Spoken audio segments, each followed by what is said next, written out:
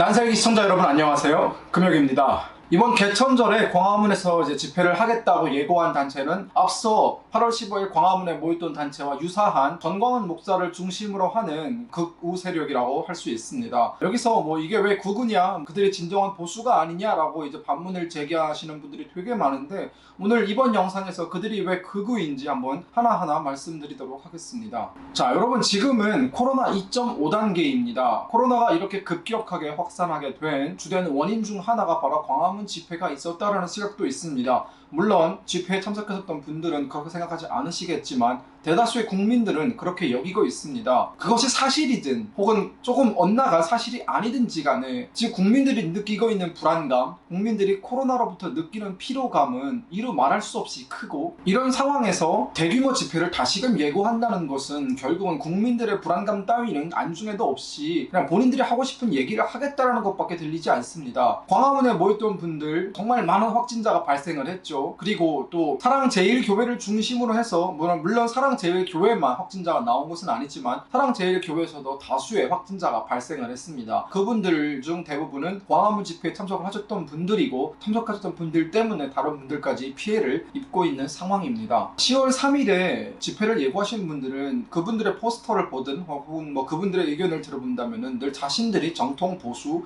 자신들이 자유 보수라고 합니다. 제가 늘 말씀드리듯이 보수라는 것은 결국 공동체를 지키고 그 안에서 점진적인 변화와 발전을 도모해 나가는 그런 정치 이론입니다. 자유 보수를 부르짖는 분들 과연 얼마나 보수에 대해서 이해를 하고 있으며 본인들이 하고 있는 행동이 얼마나 공동체를 해하고 있는 행동인지 인지를 못하고 있는 것 같습니다. 전략적으로도 상당히 판단 미스입니다. 그분들 광화문 광장에 모였었던 문재인 정권 여러 가지 잘못들을 규탄하시고, 또 문재인 정권 끌어내려라, 탄핵해라 이런 구호들을 외치시겠죠. 저는 그 정도까지 과격하진 않지만 문재인 정부를 비판하고 있다는 점에서는 궤를 같이 하는 것이 맞습니다. 하지만 저는 그들과 같은 보수라는 단어를 쓰는 것이 매우 부끄럽습니다. 왜냐하면 그 사람들은 보수가 아니기 때문입니다. 아까 제가 전략 판단을 잘못했다라고 말씀드렸죠. 문재인 정권을 끌어내리기 위해서는 문재인 정권이 잘못하고 있다라는 사실에 공감하고 있는 국민들이 많아져야 합니다. 그러한 국민들이 대다수가 되었을 때 결국은 우리가 선거를 통해서 이 정부를 끝내고 새로운 정부를 만들 수 있는 것이죠. 그게 민주주의 하에서 우리에게 주어진 적법한 절차입니다. 그러기 위해서는 중도층의 마음을 공략하는 것이 정말 중요합니다. 지금 당장 본인들이 하고 싶은 얘기만 주구장창 하는 것이 아니라 어떻게 하면 중도층의 마음을 공략할 수 있을지, 어떻게 하면 문재인 정부의 실정을 부각하고, 또한 감정에 호소하는 것이 아니라 정말 정확한 사실관계에 기초해서 문재인 정부가 잘못하고 있는 점들을 그들에게 납득시키면 될 일입니다. 이러한 집단 행동 전혀 도움이 되지 않습니다. 광화문 집회를 바라보는 사람들의 시선, 물론 광화문 집회에 참가하셨던 분들은 본인들이 옳은 일을 했다고 믿겠죠. 하지만 대다수의 국민들은 그렇지 않습니다. 광화문 집회가 끝난 직후 여론조사 결과를 봤을 때 그 전주만 해도 미래통합당, 지금은 국민의힘이죠. 국민의힘이 더불어민주당을 앞서는 결과가 나왔었습니다. 4년 만에 처음이었죠. 그만큼 많은 국민들이 문재인 정부가 잘못하고 있다는 점에 대해서 공감을 하고 있다는 뜻이었는데, 해당 집회가 있고 난 이후 다시 지지율이 역전됐습니다. 오히려 문재인 대통령의 지지율이 올라가는 그래프를 보였죠. 왜입니까? 결국은 많은 국민들이 여러분들의 광화문 집회를 동의하지 못하고 있다는 뜻입니다. 아무리 하고 싶은 얘기가 있든 아무리 정부를 규탄하고 싶어도 법의 울타리를 벗어나서는 안 됩니다.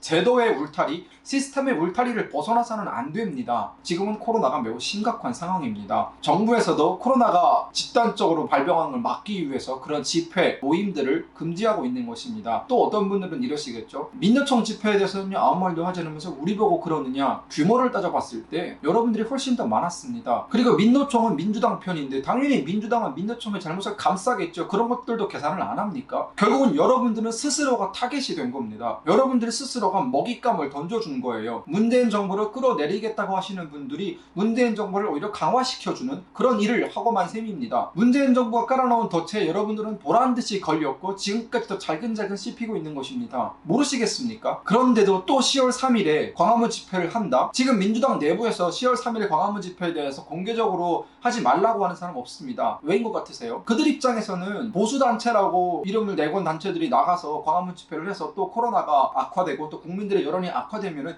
민주당으로서는 전혀 잃을 것이 없는 장사기 때문입니다.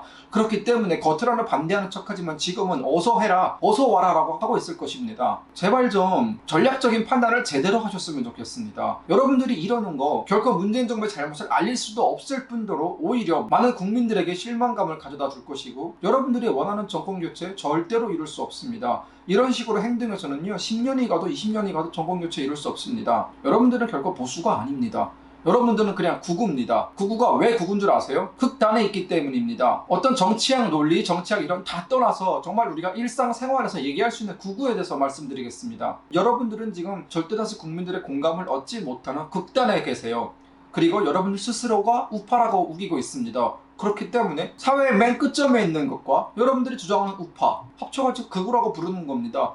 극우라고 불리는 게 그렇게 부당하고 그렇게 마땅치 않으세요? 그러면 그런 행동을 하지 말으셔야죠. 국민들의 공감을 얻을 수 있는 행동을 하셔야 합니다. 그래야 여러분들이 극우라고 불리지 않는 길입니다. 본인들이 하고 있는 행동은 이 사회를 파탄내고 이 공동체를 위협하는 행동을 하면서 왜 극우라고 불리는 건 싫어합니까? 적반하장입니다. 난세일기 구독자분들 중에서는 제발 10월 3일 개천절 광화문 행사에 나가시는 분이 없기를 바라겠습니다. 결코 그것은 그 누구를 위한 일도 아니고 오히려 이 공동체를 위협하는 행동이고 수많은 국민들의 생명을 위협하는 길입니다. 코로나 아직 안 끝났습니다. 코로나 지금 2.5단계고 언제든지 다시 3단계로 넘어갈 수 있는 위험한 상황입니다. 이런 상황 속에서 극도로 불안에 떨고 있는 국민들, 장사를 하지 못하고 있는 자영업자들, 온라인 수업하면서 불편을 겪고 있는 학생들, 이분들 모두를 적으로 돌리는 겁니다. 거기에 참석하셨던 분은 누구도 그 책임에서 자유로울 수 없습니다.